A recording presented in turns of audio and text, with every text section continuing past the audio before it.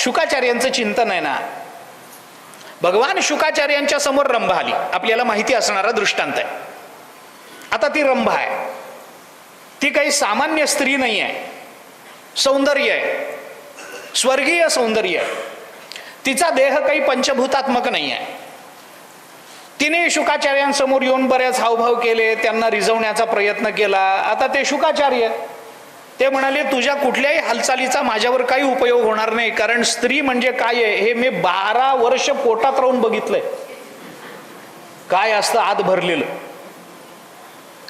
मांस पांचाली काय असतो, यंत्र लोलेंग पंजिरे, स्नायू अस्थि ग्रंथी शालिन्या, स्त्रिया किमिव शोभनम.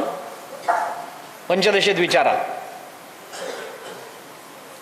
काय त्याच्यामध्ये. ते काय तू काय किती हावभावरून केलेस, तरी आतून ते शरीर कसं मांसमळाने भरलेलं आहे, मूत्रानं भरलेलं आहे, मी बघितलंय. 12 वर्ष पोटात राहिलोय. मग तिने सांगितलं, माझं शरीर तसं नाही आहे, माझं शरीर स्वर्गीय आहे, ते भूतात्मक नाही आहे, ते विकारी नाही आहे, त्यामुळे ते असंच राहणार आहे.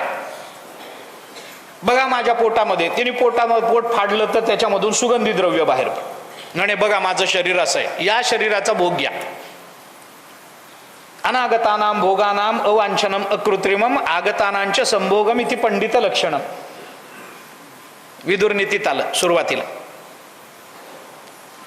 बघा या शरीराचा भोग घ्या. त्याने सांगितलं, पा तुझ्या पोटामध्ये मांस मळ मूत्र नाही आहे, हाडं नाही आहे, तामुक नाही आहे, मळ नाही आहे, हे सगळं तू सांगितलं मान्य आहे. पोट फाडून दाखवलं मला, सुगंधानं भरलेलं आहे. पण मी खरं सांगू का, हे जर मला आधी कळलं असतं तर मी तुझ्याच पोटात 12 वर्ष राहिलो असतो एवढ्या सुगंधामध्ये. तिकडं कशाला गेलो असतो.